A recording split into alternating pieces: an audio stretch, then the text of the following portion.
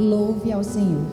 Então nós vamos louvar o nosso Deus agora, cantando o hino de número 43 do Novenário Adventista. Vem, Santo Espírito, agora.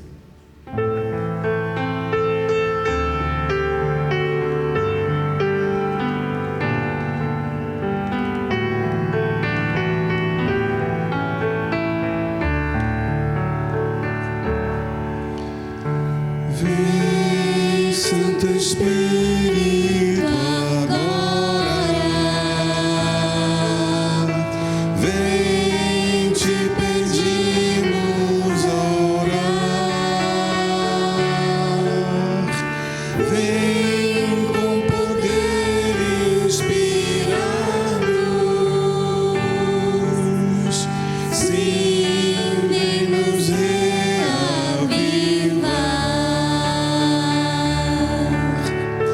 vem como água ao sedento,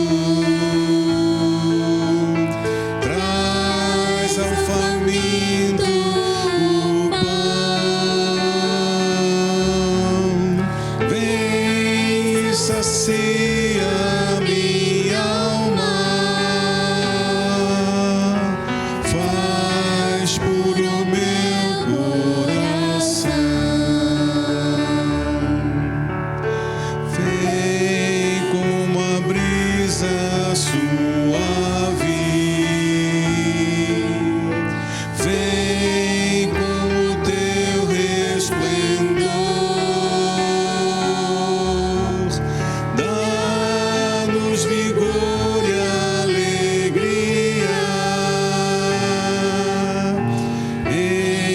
enche-nos com teu amor.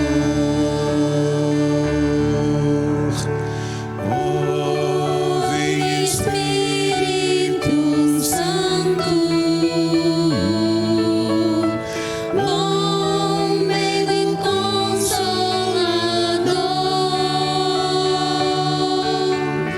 Vem inundar nossa vida com teu sagrado fervor.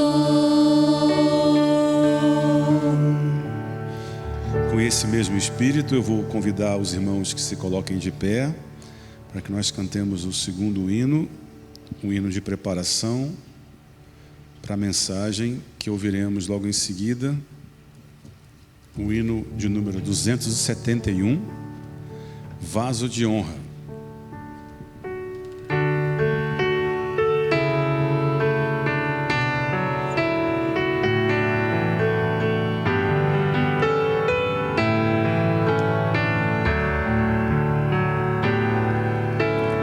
Eu quero ser um vaso de honra, moldado pelo Senhor, com a mensagem de amor e esperança aos homens por onde for. Reaviva-me, inspira minha vida, prepara-me pra fazer o teu querer, aprofunda-me em teu poder e graça, pra honrar o teu nome, Senhor.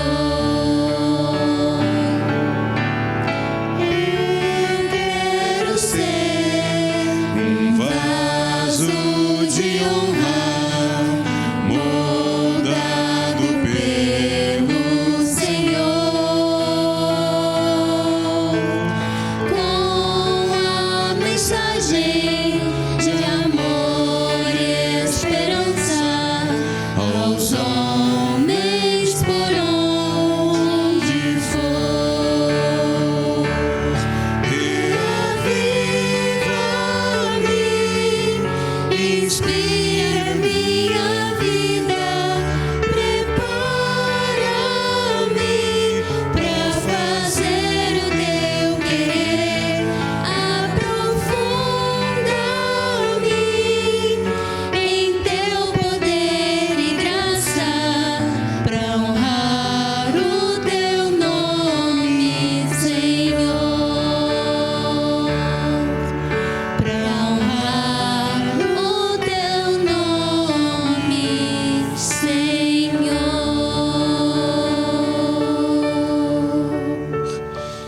Este culto de quarta-feira é um culto dedicado à oração, e nós queremos agora chamar aqui a irmã Joana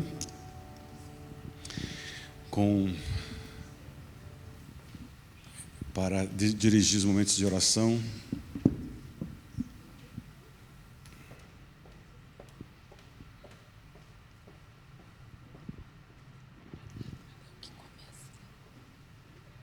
Boa noite a todos.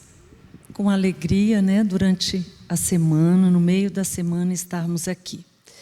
Então, só relembrando que hoje é a nossa última quarta-feira do mês. Essa é a quarta-feira do Ministério da Mulher. É a nossa quarta de poder. Estamos muito agradecidos por essa oportunidade. E também vamos orar hoje pelo nosso ancianato, todos os nossos anciãos e as nossas anciãs. Não sei se vocês sabiam, mas temos 2 anciãs aqui na igreja. 3, desculpa, pastor. Passou coisa errada para mim. Temos 3 anciãs aqui na igreja central. Então, antes de orarmos pelo ancianato, nós devemos considerar que um ancião, vou colocar ancião e anciã, tem uma função muito especial, tem a função de pastorear. Não é só o pastor que tem essa função de pastorear, o ancião, ele também tem esse compromisso e essa responsabilidade. E muito mais do que isso, o ancianato, ele precisa entender que ele foi convocado pelo Espírito Santo. Foi o Espírito Santo que o chamou. E se ele aceitou, ele deve se colocar todos os dias, buscar com muita fé e consagração o Espírito Santo, para ele poder cumprir essa missão tão importante, que é pastorear, ser o exemplo, cuidar da família dele e cuidar da família da comunidade, como um pastor. E também a nossa caixinha para Jesus resolver. Aqui temos muitos pedidos e agradecimentos. Hoje é um dia também de orar por essa caixinha. Então vamos orar pelo ancianato, em especial, e pela nossa caixinha. E por cada um que está aqui, pelos nossos familiares também. De joelho, por gentileza.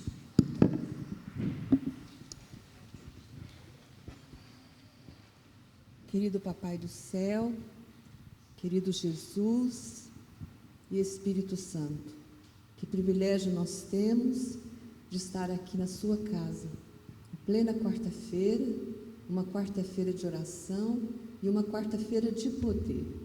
Muito obrigado, Senhor, porque aqui estamos com o nosso coração aberto, nosso coração esperançoso, de ouvir, Senhor, a boa palavra, de poder orar, de poder te ouvir, de poder te louvar, te bendizer, te agradecer, já pelo dia tão produtivo que tivemos, e agora estar na sua casa. Muito obrigado, Senhor. Queremos te pedir uma bênção muito especial sobre os nossos anciãos e as nossas anciãs. Eu fiquei muito feliz quando soube que a Mariazinha seria nossa anciã do grupo do Ministério de Oração. Louvado seja, Senhor, por esse trabalho maravilhoso de conselhos, de pastoreado. É uma bênção. Muito obrigado, Senhor. Abençoa todos eles e todas elas também. É um grande trabalho. Queremos também te pedir pelos pedidos, ó Deus, que estão na caixinha. Nós temos trabalhado com essa caixinha, passado com ela de quarta a quarta, passando pelo sábado, e assim muitas pessoas podendo orar, podendo assim colocar no coração, em casa também, com a família, orando, e também pelas pessoas que nos assistem. A gente tem colocado na nossa caixinha também, que estão ali no chat, fazendo um trabalho mais de pertinho com essas pessoas. Ó Deus, por favor, seja conosco, perdoa os nossos pecados, aceita, Senhor, o nosso louvor, a nossa oração, aceita, Senhor, o nosso coração. Ajuda-nos, ó Deus, abençoa o pastorado da igreja também e seja conosco. Nos dê, Senhor, um culto feliz, abençoa aqui o pastor que vai falar, que ele seja, Senhor, ungido pelo poder do Santo Espírito, e que nós possamos sair daqui com o coração cheio do Espírito Santo. Obrigada, Senhor. Louvado seja o teu santo nome. Nós te agradecemos imensamente, imensamente, e te pedimos, no nome precioso de Jesus. Amém. Amém, Jesus. Amém.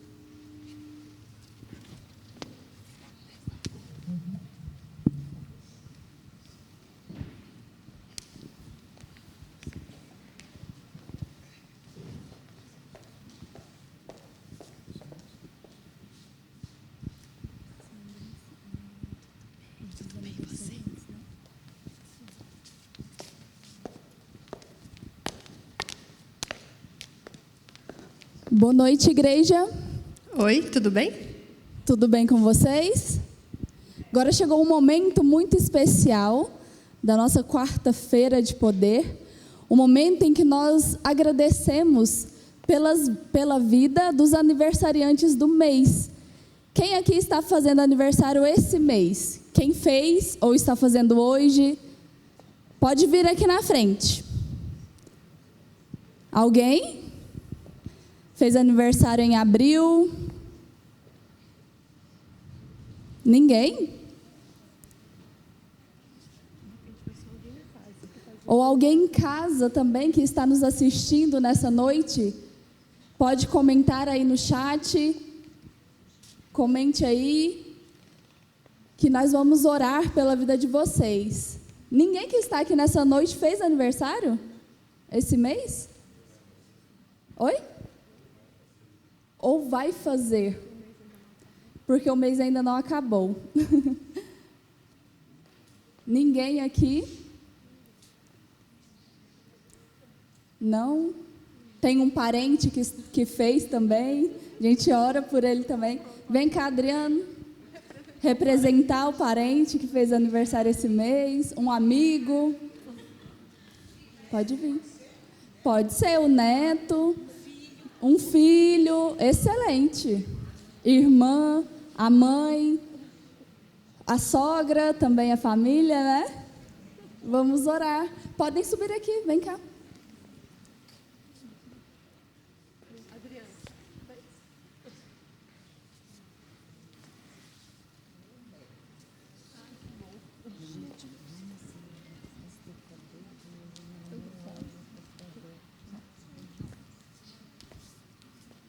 Quem fez aniversário?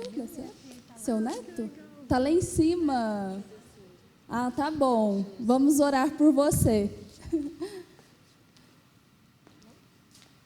Então, vamos fazer uma oração por eles? Senhor, graças te damos pela vida das pessoas que esses nossos queridos irmãos representam neste momento. Nós pedimos que o Senhor abençoe essas pessoas que aniversariaram agora no mês de abril.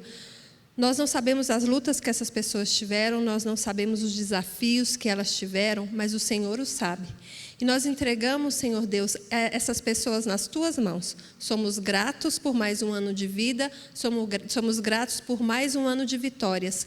E pedimos que o Senhor, neste momento, venha perdoar os pecados destas pessoas, venha batizá-las com Seu Santo Espírito, e que essas pessoas possam ter vitórias em Ti, enquanto aqui nesta terra estivermos. Mas que, acima de tudo, Senhor Deus, que naquele grande dia que Jesus estiver voltando para nos buscar, essas pessoas possam estar de pé para recebê-lo como seu Senhor e Salvador. Isso que nós te pedimos, humildemente, no doce nome de Jesus. Amém. Amém. Que Deus abençoe. Amém.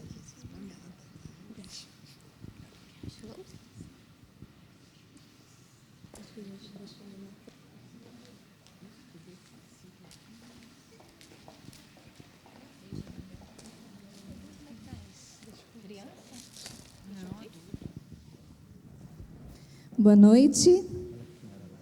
Boa noite. A vida é um milagre. E nós cremos no Deus do impossível, que operou milagres e ainda opera milagres nos nossos dias. Que Deus possa te abençoar nessa noite e que você reflita nessa música e entregue sua vida totalmente a Ele.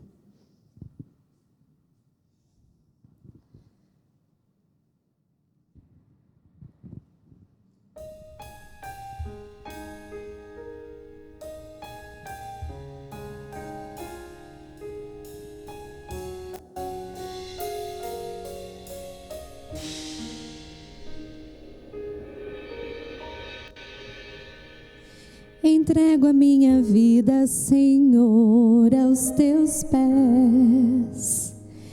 E venho pedir humildemente por meus irmãos. Saúde, planos, bens eu consagro a ti. Que eu ore como Cristo orou. Receba os teus dons pela fé e perceba que isto é um milagre, é um milagre, Senhor. Me ajuda a crer e ver os teus milagres. É um milagre, é um milagre de amor. Eu quero receber teus milagres, Senhor.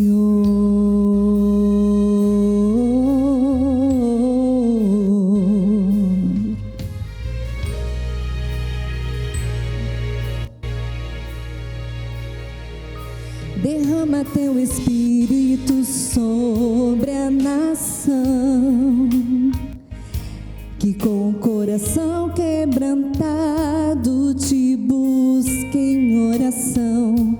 Há muito que fazer e viver pela fé. Que o sobrenatural aconteça. Vejamos tua glória e poder nesta geração. É um milagre, um milagre, Senhor.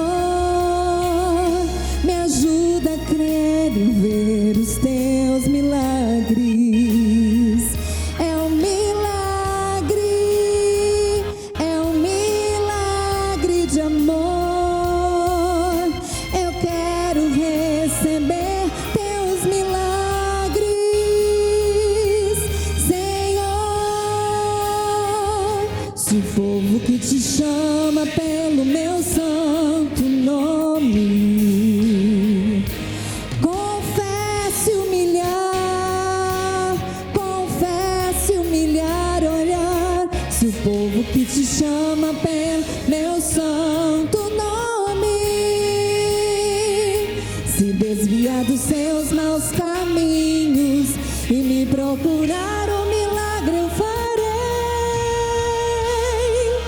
Eu sararei. É um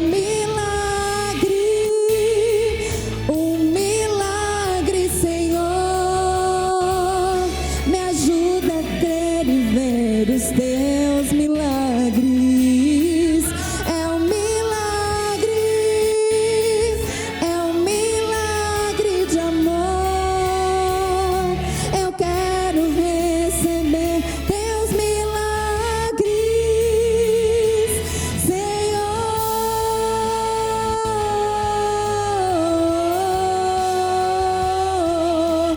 Cumpra, Deus, a tua promessa. Que se cumpra, Deus, a tua promessa. Quero receber teu Espírito em mim.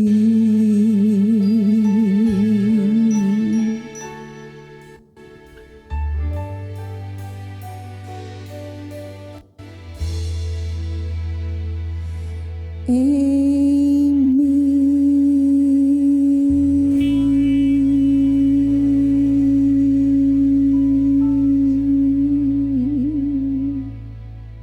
Amém.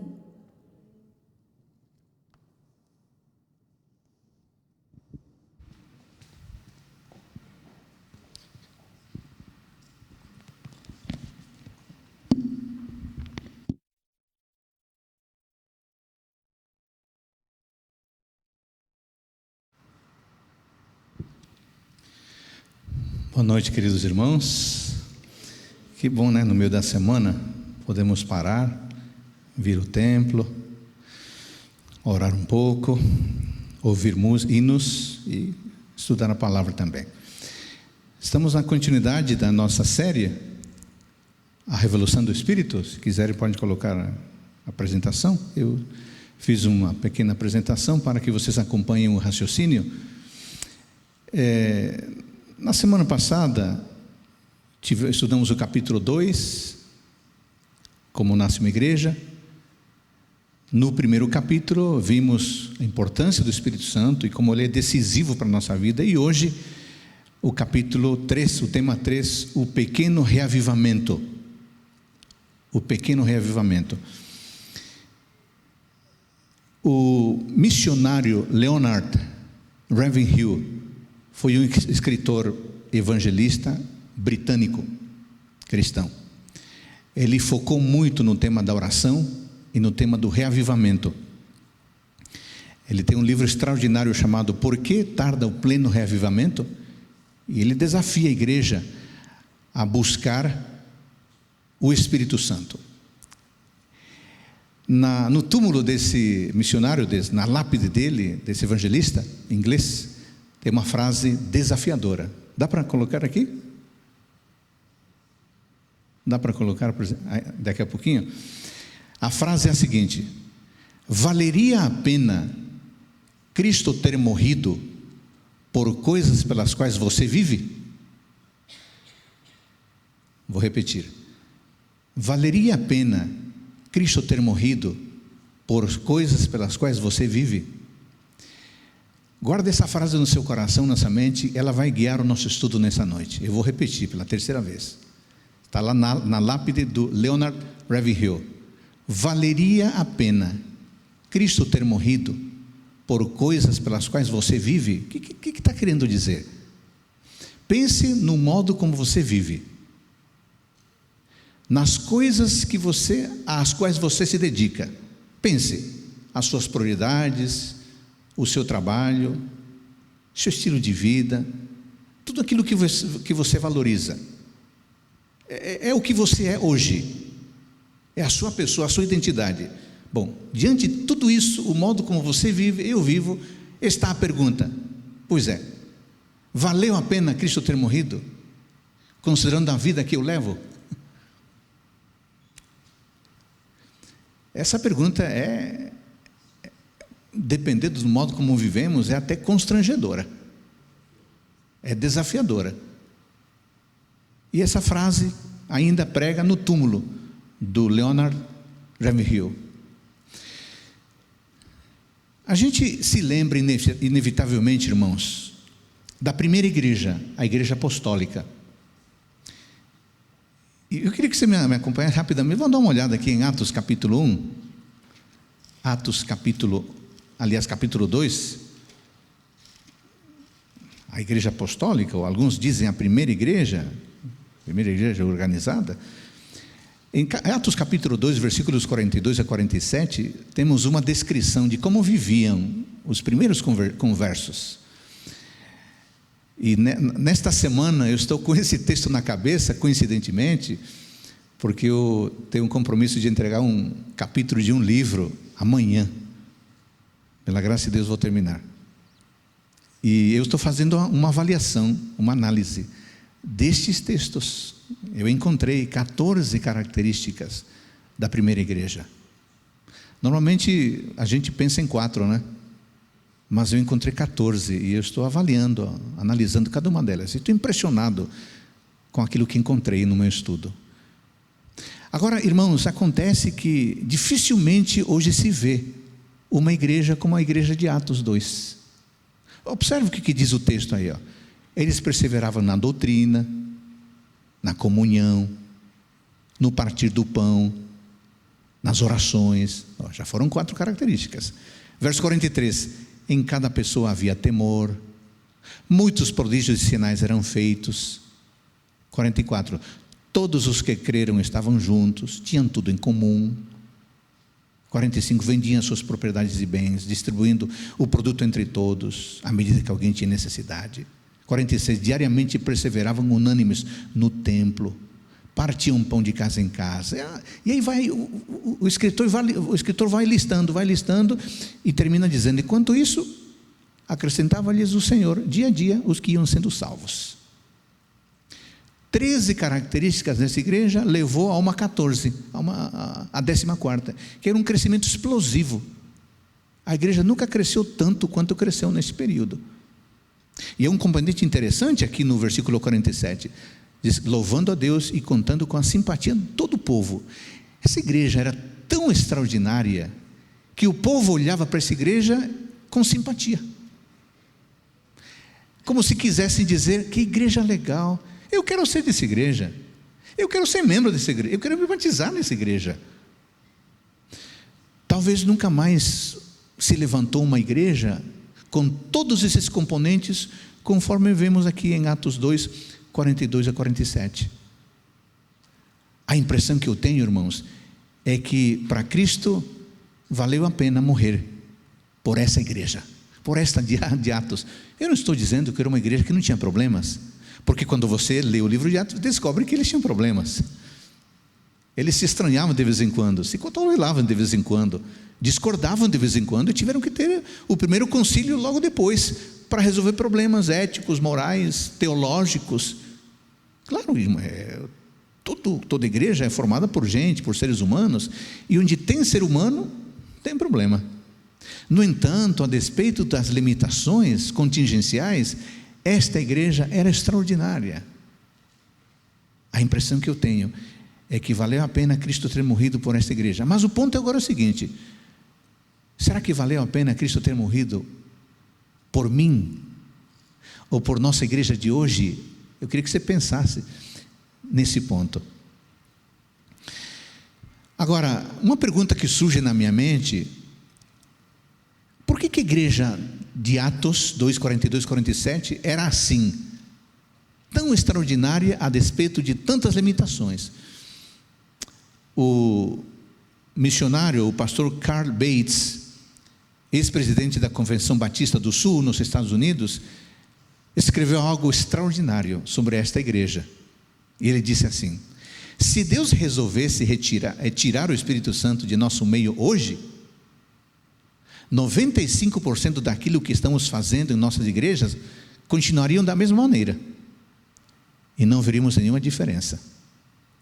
Contudo, se Deus houvesse tirado o Espírito Santo do meio da primeira comunidade de Atos 2, 42 e 47, 95% daquilo que eles estavam fazendo teria cessado imediatamente. Sabe por quê? Porque eles dependiam do Espírito Santo. Eu às vezes fico pensando que a nossa igreja é tão boa, tem tantos recursos, tem tantas facilidades, tem liderança tão boa, que parece que nem precisa do Espírito Santo. Isso é triste. Somos tão capazes, ou achamos que somos tão capazes, tão preparados, que somos autônomos e não deixamos o Espírito Santo trabalhar. Eu até diria que o Espírito Santo talvez não se manifesta tanto porque nós temos um ar assim de uma certa arrogância espiritual. Nós somos bons. Olha a liderança da igreja, olha as pessoas que são líderes, é gente muito competente, o Espírito Santo parece que fica meio acuado. Se o Espírito Santo fosse tirado da igreja apostólica, 95% do que eles faziam parava na hora, porque eles não trabalhavam sozinhos, eles dependiam do Espírito Santo, eles viviam o ensinamento de João 14,16 a respeito do Espírito Santo. Muito bem, acontece que essa igreja, que era uma igreja extremamente contagiante, tinha simpatia de todo o povo, o tempo foi passando, os anos foram avançando, e essa igreja começou a ter sérios problemas, graves problemas. Eu listei aqui os problemas, que é o próximo slide. Primeiro problema: por volta do século II, a igreja começou a desconsiderar a palavra de Deus. Deixa eu avançar, eu estou aqui com... Muito bem, ali, ó. O primeiro grande problema da igreja cristã, por volta do século II, começou a desconsiderar a palavra de Deus. Problema hermenêutico. A Bíblia diz isto, mas eu acho que na verdade é isto. Alguma semelhança com hoje? Hoje as pessoas pessoa se levanta e diz: não, vamos revisar a Bíblia. Outra disse assim: não, vamos reescrever a Bíblia. Não, a pessoa não conhece o material, mas propõe uma revisão, uma atualização, uma correção. Não é impressionante? Irmãos, isso não é novo. Estamos falando do segundo século da nossa era. Segundo grande problema, o sábado de Deus ficou na mesma posição do domingo do homem.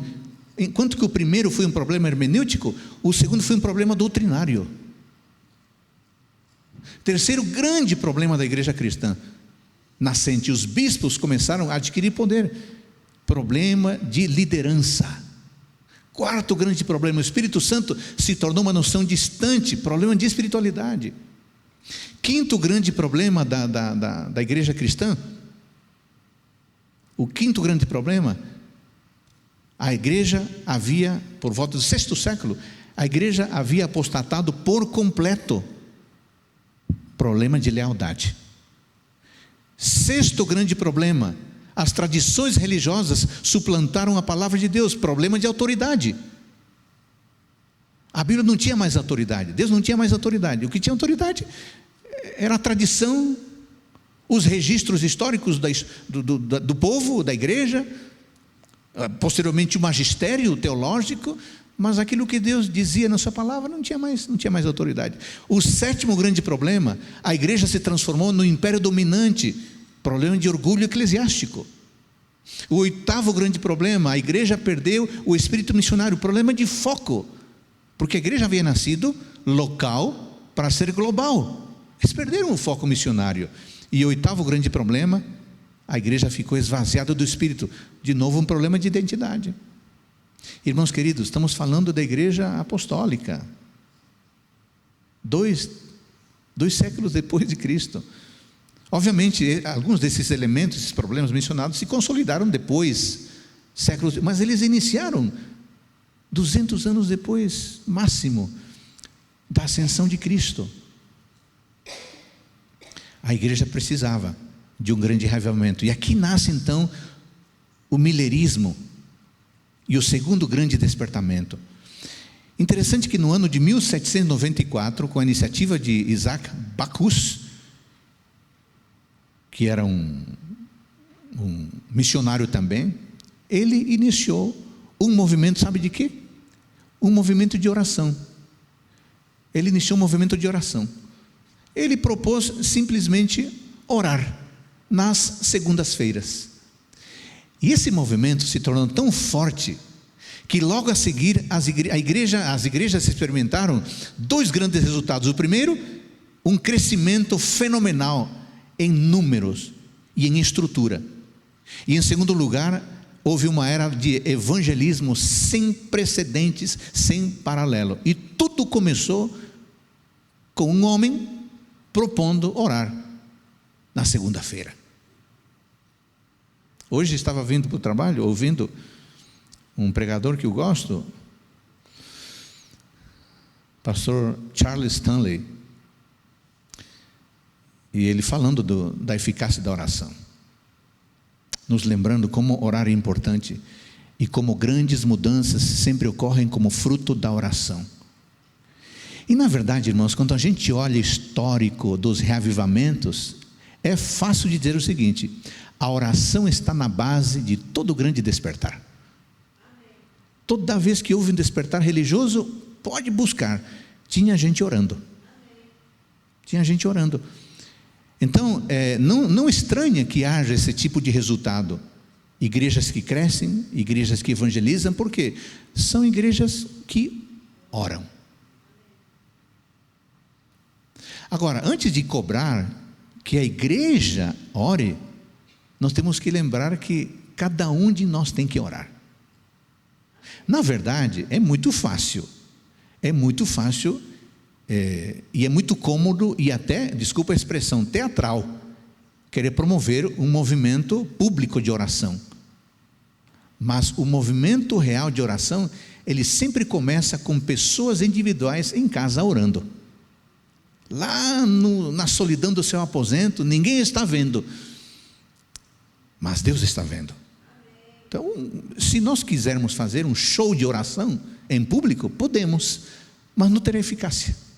Esses grandes movimentos de reavivamento, esses grandes despertar esses religiosos que houve, século XVII, século XIX, por trás havia gente na solidão do seu lar orando. E a oração se transferiu na adoração comunitária. É exatamente como procedia a igreja de Atos. A igreja de Atos orava em público, porque antes orava a sós.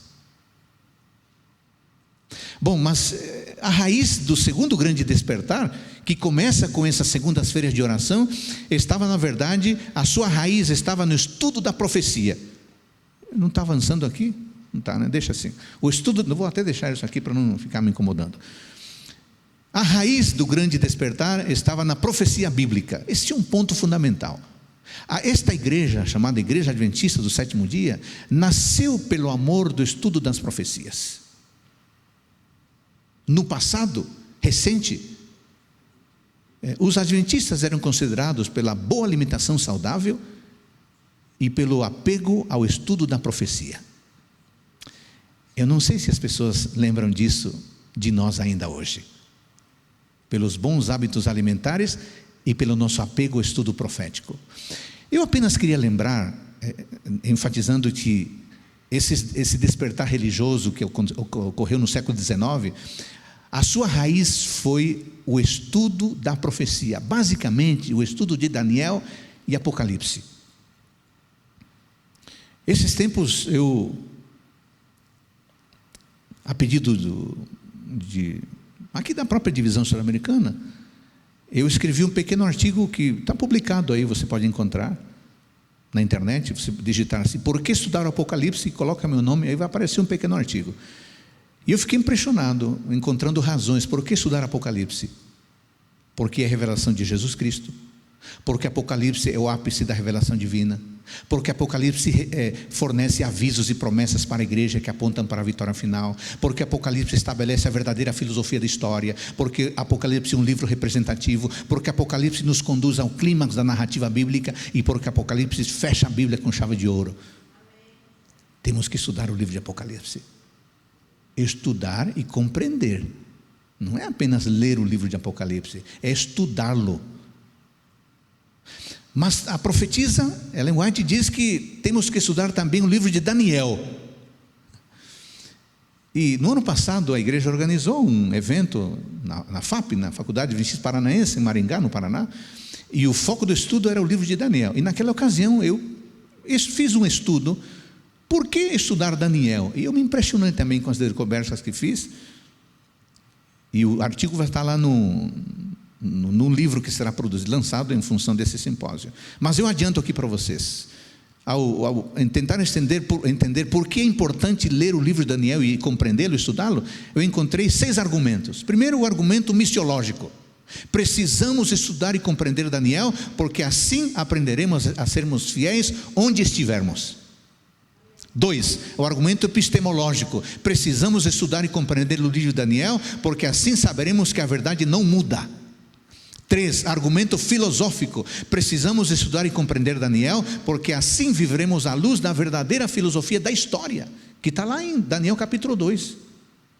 Argumento relacional. Precisamos estudar e compreender Daniel, porque assim saberemos que nenhuma pessoa é uma ilha. E a gente nota em Daniel a interdependência entre as pessoas, e a dependência das pessoas em relação a Deus. Argumento identitário. Precisamos estudar e compreender Daniel, porque ele é fundamental para a identidade cristã e a identidade adventista. E finalmente o argumento espiritual. Precisamos estudar e compreender Daniel, porque ele fortalece a nossa espiritualidade. A pessoa que lê e compreende Daniel sempre será uma pessoa espiritualmente muito mais forte do que aquela que não lê, não estuda e não entende o livro de Daniel ou de Apocalipse. Bom, eu apenas também queria lembrar a vocês que a Igreja Adventista nasceu e se criou nas profecias de Daniel e Apocalipse. Os nossos pioneiros faziam conferências sobre Daniel e Apocalipse. É muito comum a gente atribuir nomes marqueteiros a alguns sermões. E eu me assusto quando eu vejo sermões do tipo 10 segredos para ser feliz, 5 chaves para o casamento, não sei o quê, dicas para a educação de filho, tudo ok, tudo necessário. Mas parece que cada vez é mais difícil encontrar sermões que digam: vamos estudar Daniel, vamos estudar Apocalipse. E eu lembro os queridos irmãos que Daniel Apocalipse esteve na base da fundação desta igreja, desse movimento. Ellen White diz no livro Testemunhos para Ministros, página 114, quando os livros de Daniel e Apocalipse forem bem compreendidos, terão os crentes uma experiência religiosa inteiramente diferente. Ser-lhes-ão dados tais vislumbres das portas abertas do céu, que o coração e a mente se impressionarão com o caráter que todos devem desenvolver, a fim de alcançar a bem-aventurança, que deve ser a recompensa dos puros de coração. Se alguém quiser ter uma vida espiritual forte, diferente, precisa estudar e compreender o livro de Daniel e o livro de Apocalipse. Quem sabe, queridos irmãos, seja a hora de voltar àqueles antigos seminários, né? Seminário de Daniel, seminário de Apocalipse. A impressão que eu tenho é que a nossa igreja anda meio analfabeta em relação a esses temas. A impressão que eu tenho é que as pessoas não sabem um básico. No passado, e no passado recente, as pessoas eram capazes de explicar os gráficos de Daniel 8,14, 7,25, os gráficos de Apocalipse. Hoje os gráficos parecem que sumiram. Não é de estranhar então que a igreja ande meio fraca espiritualmente, porque justamente os livros que mais considerariam espiritualidade forte, parece que são livros meio que ignorados, esquecidos. A CPB acabou de lançar um livro, um comentário de Apocalipse, bom comentário. Legal você fazer uma reserva financeira e comprar esse livro. Ele é mais barato do que o almoço que você paga no restaurante chique que você vai aos domingos. Deixe esse almoço de fora, compre o livro, vai ser muito bom. O autor se chama Ranko Stefanovic e a CPV fez uma edição primorosa desse material. Quem sabe seja uma chance para eu voltar a esses antigos conteúdos. Mas eu estava dizendo que a raiz desse despertar religioso, século XIX, era o estudo da profecia bíblica, envolvendo basicamente Daniel e Apocalipse. E a prova desse despertar, sabe o que era? As pessoas queriam estar próximas de Deus. Quando as pessoas liam as profecias, surgia um sentimento nelas: eu quero estar próximo de Jesus. E quando as pessoas queriam ou nutriam esse sentimento da proximidade de Deus, ou estar próximo de Deus, sabe qual era a consequência? Desejar a volta de Cristo. Olha como as coisas estão conectadas. Quando se estuda Daniel, Apocalipse, há um desejo de estar próximo de Deus, porque você passa a compreender melhor como Deus atua, e você quer ficar próximo desse Deus, que é soberano e que conduz a história da melhor maneira. E quando a pessoa quer ficar próximo de Deus, no que ela começa a pensar? Seria bom que Jesus voltasse. Eu não queria estar próximo dele espiritualmente apenas, eu queria estar próximo dele fisicamente, do lado, olhando, face a face. É o que aconteceu. A raiz desse despertar era o estudo profético. E a evidência desse despertar é que as pessoas queriam estar próximos de Deus. Sabe o que me lembra isso? Enoque, que caminhou com Deus, e a proximidade foi tão grande que Deus disse: sabe de uma coisa? Eu quero você comigo no céu. E levou o amigo embora. Proximidade. Eu fico pensando, irmãos queridos, se nós não estudamos as profecias, não nasce em nós esse desejo de conhecer melhor Deus e estar próximo dele. E se nós não queremos a proximidade dele, como é que nós vamos desejar a volta de Cristo? Não, nós queremos tocar a nossa vida, cuidar dos nossos negócios. Vocês percebem que na raiz de todo despertar religioso está o estudo e a compreensão da palavra de Deus? Não tem segredo, né? Não tem dica revolucionária. É simples. Pessoa que estuda as profecias, o conteúdo bíblico, conhece melhor Deus. E se conhece melhor Deus, quer se aproximar de Deus. E para se aproximar de Deus, começa a desejar a volta de Cristo, onde a Trindade estará reunida para sempre com a humanidade. É uma consequência. Bom, aí surge o milerismo.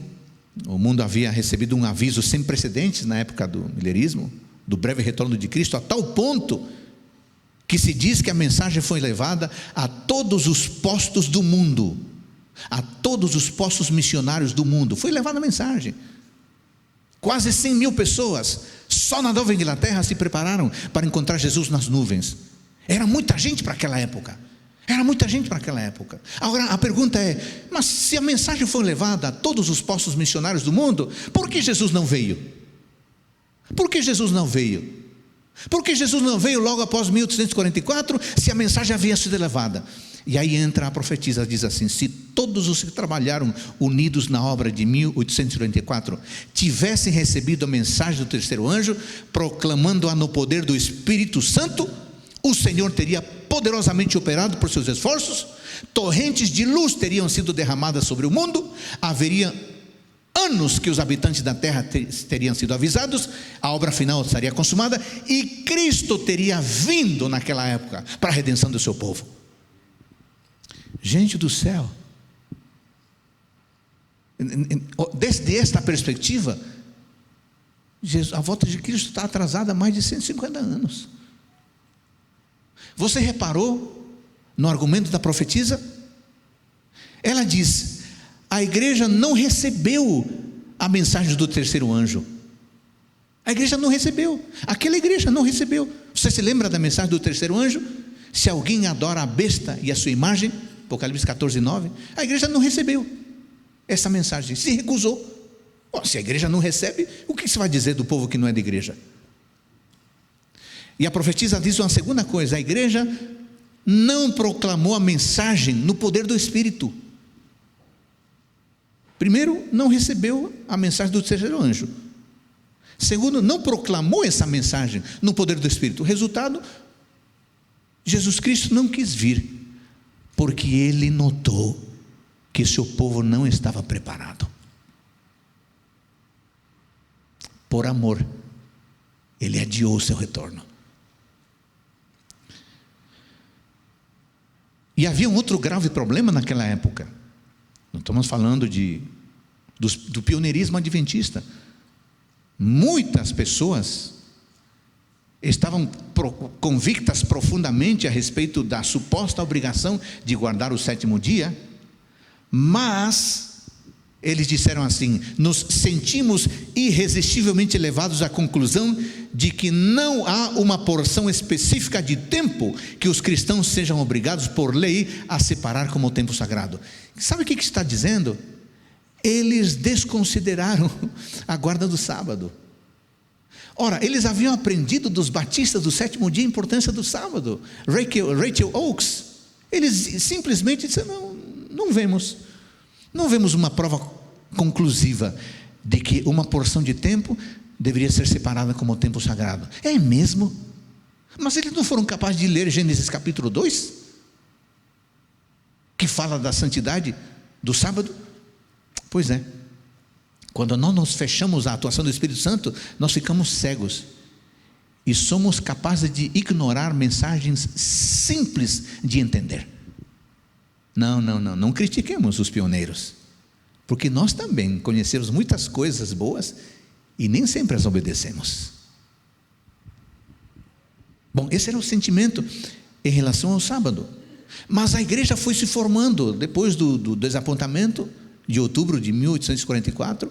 Alguns grupos surgiram e um deles foi o que originou posteriormente o movimento adventista. E eles nasceram já com alguns princípios, alguns pilares teológicos que eu lembro aos senhores: a doutrina do ministério de Cristo no santuário, o sábado do sétimo dia, a não mortalidade da alma e o espírito de profecia. Até hoje, esses pilares são essenciais e são diferenciadores na teologia do povo remanescente. Mas poucas décadas foram passando. Sabe o que veio em seguida na história norte-americana? Veio um período de grande prosperidade. Veio a Revolução Industrial. Veio a busca pelo ouro na Califórnia, a descoberta do ouro na Califórnia, a descoberta ou a invenção das estradas de ferro, a invenção do telégrafo, e veio um crescimento, um boom econômico sem precedentes, uma época de prosperidade sem precedente, e todos foram atrás da prosperidade, inclusive os adventistas. Claro, não é pecado buscar prosperidade. Quem que disse que é pecado buscar? Não é pecado buscar prosperidade.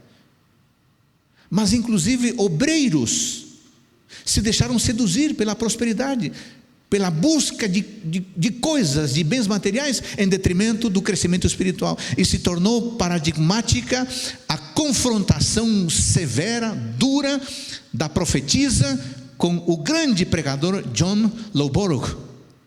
Ela o encontrou, não pregando, o encontrou lidando com construção, com trabalho temporal. E ela disse para o John Loughborough: que fazes aqui, Elias? Que fazes aqui, Elias? Ellen White não era fácil. Quando tinha que falar as coisas, ela as dizia para quem quer que fosse. E John Loughborough era um ícone no pioneirismo adventista. Ela não se importou com isso. Ao dizer que fazes aqui, Elias, o que ela está dizendo para ele? Você se deixou seduzir pelo mundo? Você abandonou o ideal da missão? Por que você está fazendo outra coisa que não pregar a palavra de Deus? Naquele período,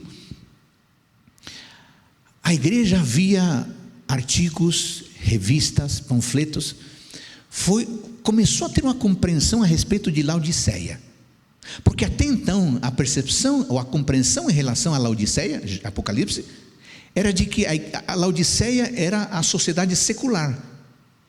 Mas aí começou, na Review Herald, especificamente em 1856, dizendo que a mensagem a Laodiceia teria como alvo aqueles que professam a terceira mensagem angélica, e não os cristãos em geral. Os adventistas se tocaram, perceberam: peraí, quer dizer que nós somos Laodiceia? A gente achava que Laodiceia éramos de fora. Esse chacoalhão provocou uma resposta da igreja, e Arthur White escreveu que a resposta do campo foi eletrizante, e em pouco tempo parece que a igreja desabrochava numa nova dinâmica espiritual. Mas o reavivamento não durou. Durou muito pouco. Na verdade, quase nem sequer um ano. Olha só, irmãos queridos, a gente não pode se enganar com movimentos que provocam sentimentalismo, mas que não têm raiz. E lembre-se, a raiz do grande despertar religioso do século XIX foi o estudo profético, e a sua evidência foi o desejo de estar próximo de Deus. Qualquer despertar religioso que não considere esses dois elementos é de suspeitar. Qualquer despertar religioso que se baseia puramente no sentimentalismo e no emocionalismo, sem querer desmerecer emoções e sentimentos, mas se fica só nisso, isso cansa e não tem raiz. Isso não tem raiz, a próxima crise leva esse despertar embora. Foi o que aconteceu. Agora, qual a razão para que o reavivamento não avançasse? De novo a profetisa: foi-me mostrado que o testemunho aos laodiceanos se aplica ao povo de Deus no tempo presente, e a razão por que não realizou uma obra, preste atenção, é a dureza do coração. Coração duro não consegue receber. Coração duro não é um bom terreno para a frutificação da verdade, da semente da verdade. O terreno tem que ser fácil, tem que ser mole. Mas o coração de pedra recebe, acha até interessante, sorri, aplaude, mas não deixa penetrar a mensagem. E se não deixa penetrar a mensagem, não tem fruto. É como se eu dissesse: bonita essa mensagem que o pastor Adolfo está pregando, mas não é para mim não, é para o meu vizinho. A minha vizinha deveria estar ouvindo essa mensagem aqui. Esse é o coração duro, aquele que sempre atribui ao outro a necessidade de ouvir a mensagem, e eu estou limpo, estou livre. Essa dureza de coração não permitiu ou impossibilitou o avanço da obra. Sabe o que acontece? O que aconteceu com os adventistas da década de 1850? Eles eram imediatistas. E todo movimento espiritual imediatista, ele tende ao fracasso, porque as coisas espirituais podem ser rápidas às vezes, mas às vezes podem demorar. O processo de santidade, por exemplo, tem data para começar, mas não tem data para terminar. A pessoa que quer ver resultado espiritual imediatamente pode se desapontar. Não podemos, não devemos criar falsas expectativas relacionadas a tempo, porque o Espírito Santo precisa muitas vezes de toda a nossa vida para fazer o trabalho que Ele gostaria de fazer. Bom, mas meu tempo está acabando aqui, e eu queria apenas lembrar mais alguns detalhes. No período de 1856, 57, 58, 59, quando houve esse movimento de oração que eu mencionei, às segundas-feiras, e que logo depois toda a nação praticamente estava orando, como é que os adventistas reagiram a esse reavivamento de 1857 a 59? Sabe como? Negativamente. Eles demonstraram indisposição em perseverar. E aí eu volto para a primeira igreja, de Atos 2, 42 a 47. E o texto ali em Atos 2, 42 começa assim: e perseveravam. Em 1993, eu estava no último ano do seminário. E no último ano, é tradição que a gente vá, no primeiro semestre, fazer uma semana de oração. Certo, pastor Rubens? E eu fui para Canguçu, Rio Grande do Sul, maio 1993. Eu era um jovenzinho de 23 anos, todo idealista, sonhador. Eu fui para lá e passei um frio, porque naquela época era muito frio, aquela região fria, é linda, montanha, era um frio. Me lembro que o sábado começou o culto chuvoso, eu cheguei cedo e aquela chuva gelada, eu pensei, não vem ninguém. Eu me enganei. A pequena igreja lotou, não tinha espaço, Adriano, para as pessoas. Fiquei impressionado. E aquela semana toda, à noite choveu, todas as noites. E eu cheguei no domingo, depois de um dia de visitas ao pequeno templo, estava só o irmão Adão e eu. Pensei, não vem ninguém. Mas a minha fé realmente era muito pequena, porque a semana inteira, com chuva e frio, os irmãos vieram. Mas eu me lembro que naquela semana, metade de semana, o irmão Adão e eu fomos fazer visitas. Bíblia na mão, violão na mão e eu. Hino, texto, oração, próxima visita. Visitamos toda a igreja, todos os membros e alguns visitantes interessados. No meio da semana, fomos na casa de uma senhora, uma irmã já bem idosa. Não enxergava muito pouco. E chegamos lá, cantei um hino para ela, li um salmo, estava indo embora depois da oração, quando ela disse: pastor, eu tenho uma pergunta. Eu entrei à igreja com 15 anos, fui batizada com 15 anos, hoje tenho 92, estou quase morrendo. E naquela época o pastor dizia: Cristo está voltando. Pastor, tenho 92 anos, Cristo não voltou, por favor me responde, Ele vai voltar ou não? Aquilo me emocionou. Eu era um garoto de 23 anos, eu não estava preparado para uma pergunta dessas. Eu não me lembro o que respondi, na verdade. Eu me lembro que eu a motivei, eu disse: irmã, Cristo vai voltar, as profecias estão se cumprindo. Ela chorou e disse assim: é o que imaginei, é o que imaginei. Que bom que Cristo vai voltar. Sabe como chama isso? Perseverança. Sabe por que os adventistas de 1856, 57, 58, 59 não aderiram a um despertar religioso? Porque não perseveraram na fé. Irmãos queridos, é muito fácil começar a caminhada cristã. Difícil é continuá-la ininterruptamente. Quantos irmãos, amigos nossos começaram a carreira e desistiram? Se formos contar só desta igreja, talvez teríamos mais uma igreja. Sabe por quê? Indisposição em perseverar na fé. Por trás de uma pessoa que apostata, está uma fé não perseverante. Irmãos queridos, em tudo na vida, perseverar é importante. Ninguém começa um negócio e repentinamente o seu negócio, a sua empresa cresce da noite para amanhã. Às vezes toma tempo, toma anos para você se consolidar no mercado de trabalho. Por que achamos que na vida espiritual teria que ser diferente? Precisamos disposição e perseverança na fé.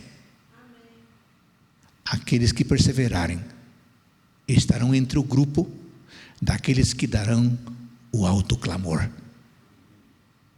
E aqueles que não perseverarem não terão esse privilégio.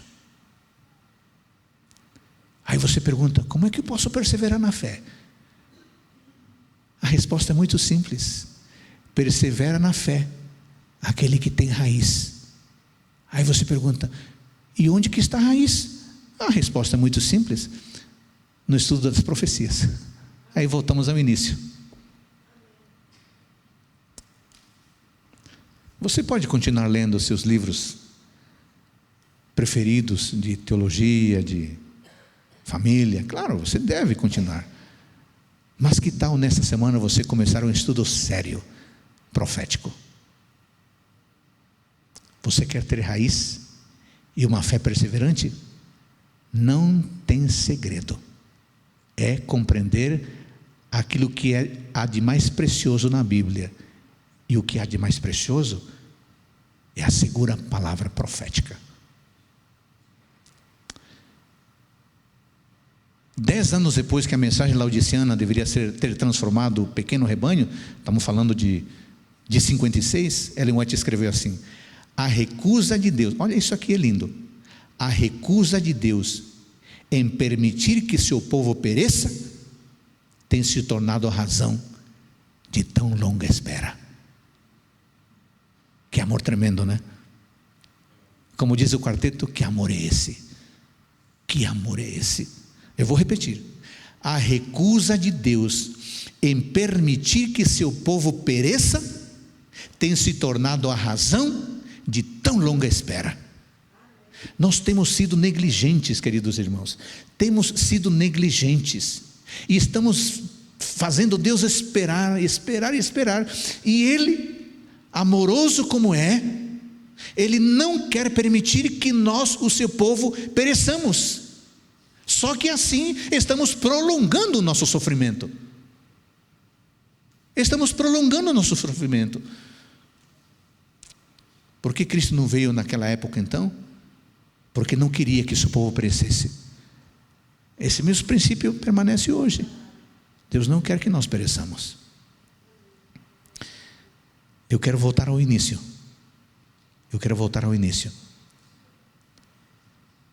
Valeria a pena Cristo ter morrido pelas coisas pelas quais você vive hoje? Analise a sua vida. Analise seus negócios, suas prioridades. Bom, esse é você. Essa é você. Ok? Considerou? Agora aqui vem a pergunta: vale a pena Cristo ter morrido por você? Considerando o modo como eu vivo? Eu vou desdobrar. Vale a pena Cristo ter morrido considerando como eu vivo? Vale a pena Cristo ter morrido considerando as coisas que eu promovo, as coisas que eu defendo, as coisas que eu publico? Vale a pena? Será que Cristo poderia olhar para mim e dizer: ah, que maravilha, estou tão feliz de ter morrido pelo Adolfo, que está correspondendo ao meu amor? Será que Ele poderia dizer isso de mim? De você? Bom, Deus não quer que ninguém pereça. Jesus Cristo insiste em encher o céu com seus filhos e filhas. Só que o relógio profético está avançando cada vez mais. O reavivamento não foi assimilado por muitos de nossos pioneiros, porque a fé deles não foi perseverante. Eu pergunto: a sua fé é perseverante? Quando a crise se aproximar, a sua fé será capaz de enfrentar a crise? Quando os dilemas fortes de fato se aproximarem, você será capaz de escolher ficar do lado de Deus?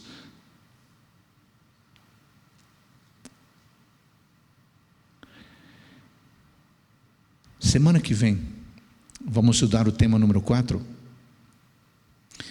E vamos focar um pouquinho ainda em algum elemento histórico da nossa igreja para entender a necessidade do Espírito. Semana que vem, vamos estudar uma das piores, se não a pior crise espiritual identitária da nossa igreja. Uma crise tão grande que acabou praticamente por afastar o espírito da denominação. Esse é o tema da próxima semana. Eu queria que você viesse semana que vem, que você pensasse naquilo que conversamos hoje. Eu queria que uma coisa ficasse bem clara na sua cabeça antes da oração final. Logo, logo vai acontecer um grande despertar religioso. Vai, claro que vai. Está profetizado. Logo, logo, os jornais vão publicar: estão acontecendo coisas extraordinárias em Brasília. As igrejas estão lotadas. Crianças estão pregando de um jeito impressionante. Mulheres estão fazendo sermões que comovem as pessoas. Idosos e jovens. E você vai assistir o jornal, vai ler as publicações nas redes sociais, vai dizer: uau, isso aqui está parecendo Joel capítulo 2. Isso vai acontecer logo. E vai ser o momento da definição dos dois grupos.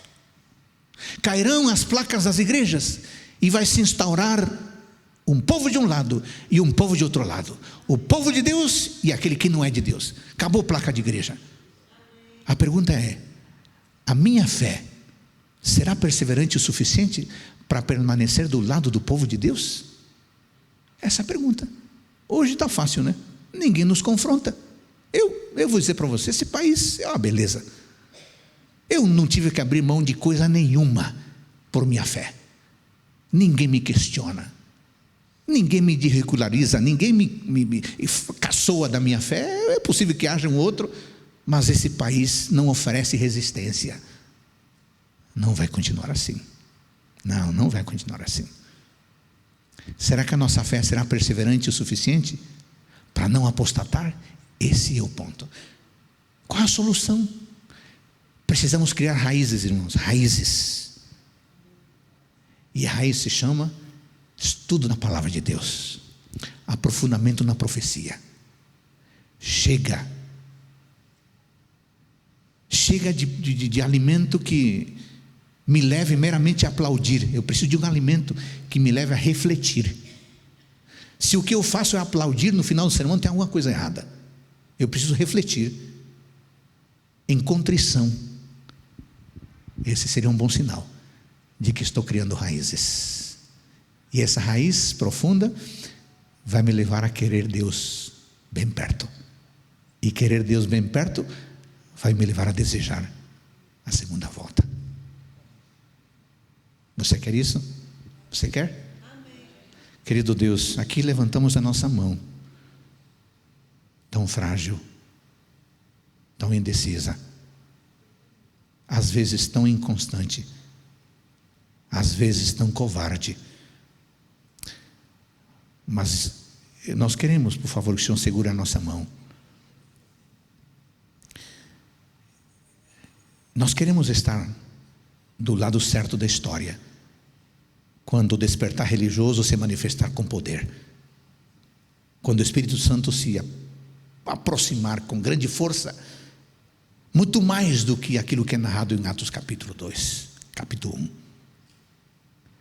Nós queremos, Pai, que o Senhor nos dê, por favor, uma fé perseverante, uma fé que tenha raiz, uma raiz que esteja ancorada no seguro estudo da profecia bíblica, da compreensão da tua palavra, e que essa compreensão seja tão forte que nos leve a desejar a tua presença, e que seja tão transformadora que nos leve a contar disso para as outras pessoas.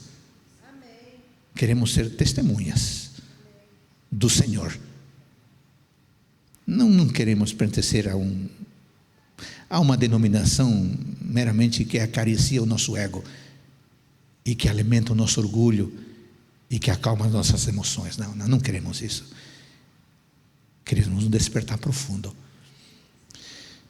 E por isso estamos buscando o Senhor, tentando compreender melhor o modo como o Senhor trabalha.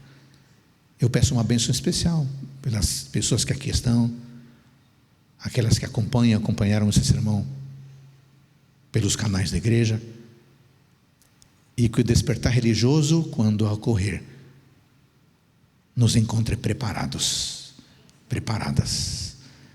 para os eventos finais.